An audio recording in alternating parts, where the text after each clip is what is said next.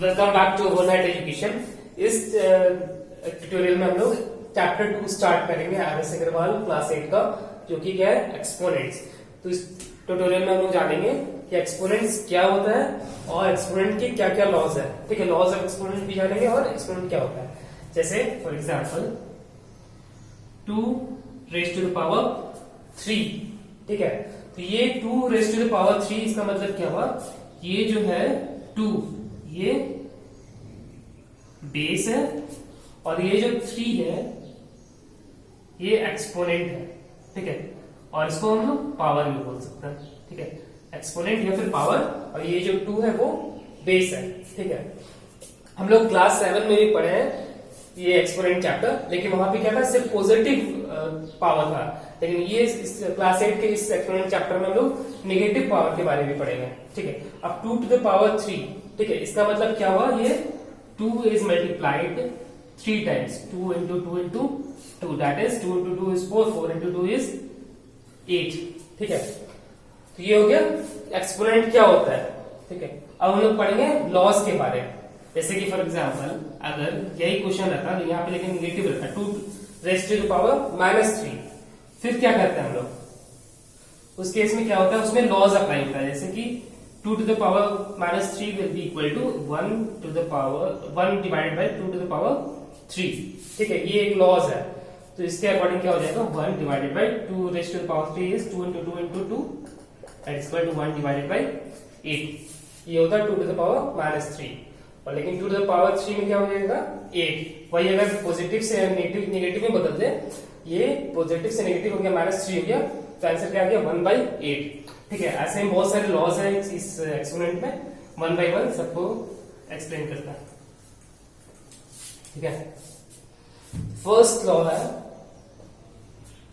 x to the power 1।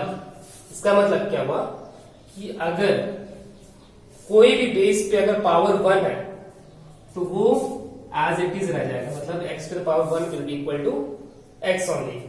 कोई चीज पे भी अगर सपोज x y है, उस पे पावर 1 है, that will be equal to x y only. ठीक है, second x to the power 0 will be equal to 1। इसका मतलब क्या हुआ कि किसी भी बेस पे अगर पावर 0 है, that will be equal to 1, कुछ भी रहे base, x plus y to the power 0 that will be equal to 1, x y to the power 0 that will be equal to 1। ठीक है, तो इसका मतलब क्या हुआ, anything to the power 0 will be equal to 1। ठीक है, थर्ड लॉ देखते हैं। थर्ड लॉ है x to the power -1 will be equal to, ये जो अभी लोग बनाए थे। ठीक है, तो x टू द पावर -1 क्या हो जाएगा, ये 1 divided by x to the power 1 हो जाएगा। ठीक है, या फिर इसको हम लोग 1/x भी लिख सकते हैं कि x to the power 1 is equal to x itself. ठीक है, फोर्थ देखते हैं।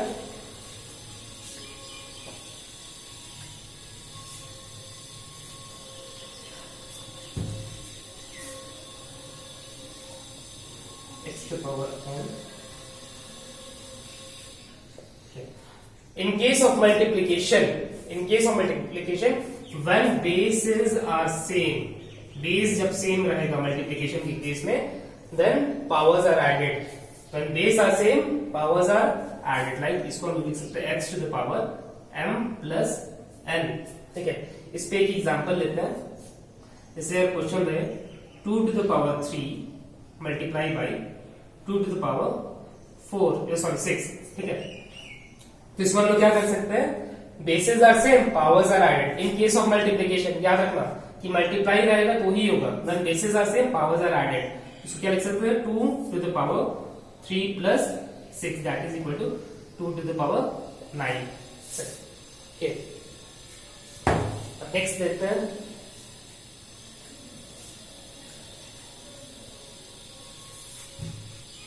Fifth law x to the power m divide by x to the power n।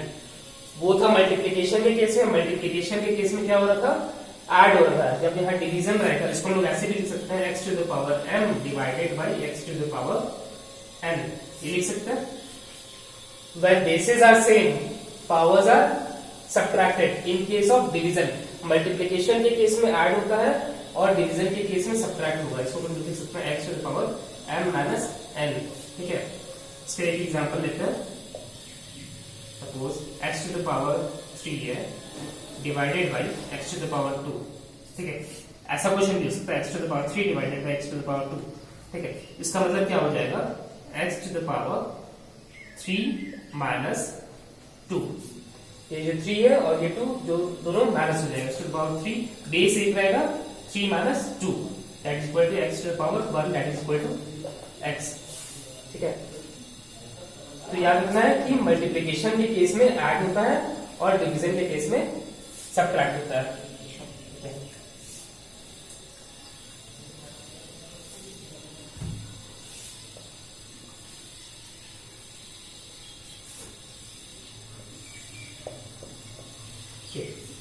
x to the power m to raise to the power n, मतलब power पे power.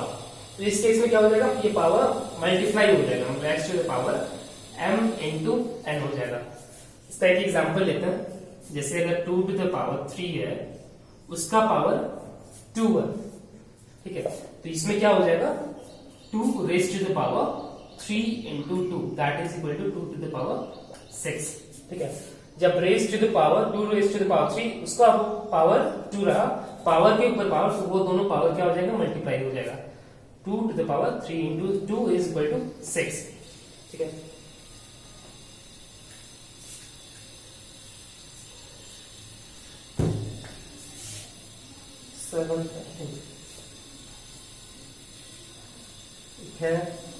x y to the power n equal to, अगर ऐसा रहा multiply में x y whole to the power n, इसका मतलब है कि ये x पे भी पावर n है और y पे भी पावर n है। एक एग्जांपल लेते हैं, सपोज 5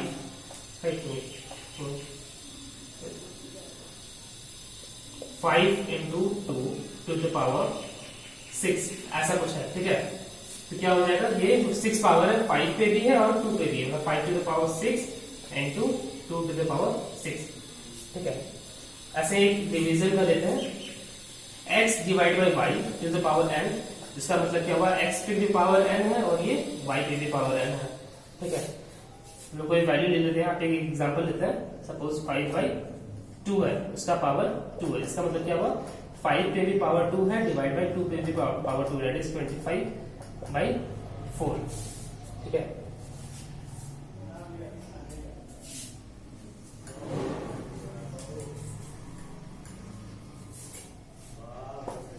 और नेगेटिव पावर को पॉजिटिव पावर में बदलने के लिए, जैसे कि x to the power minus n है तो वो क्या हो जाएगा, x to the power n हो जाएगा। बहुत सारा क्वेश्चन में ऐसा रहेगा, convert the given exponent in the positive.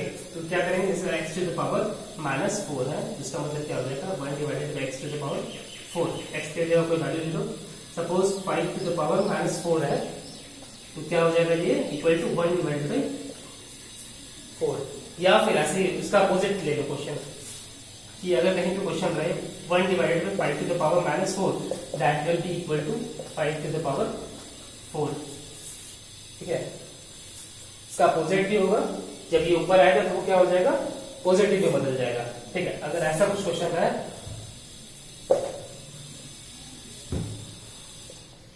2 to the power -3 divided by 5 to the power -4, इन दोनों एक्सपोनेंट को हम लोग को पॉजिटिव में कन्वर्ट करना है। तो क्या करेंगे, इसको रेसिप्रोकल कर देंगे, मतलब इसका ऊपर ले जाएंगे, इसको नीचे ले आएंगे। क्या करेगा, 5 to the power -4 है, वो ऊपर जाएगा तो पॉजिटिव में हो जाएगा, ये 2 to the power -3 वो नीचे आएगा तो ये 2 to the power 3 हो जाएगा, माइनस पॉजिटिव में बदल जाएगा, तो यहाँ माइनस पॉजिटिव में बदल जाएगा। ठीक है, तो ये सारे लॉज है जो कि हम लोग इस चैप्टर में यूज करेंगे सारे क्वेश्चंस को सॉल्व करने के लिए। Thank you very much.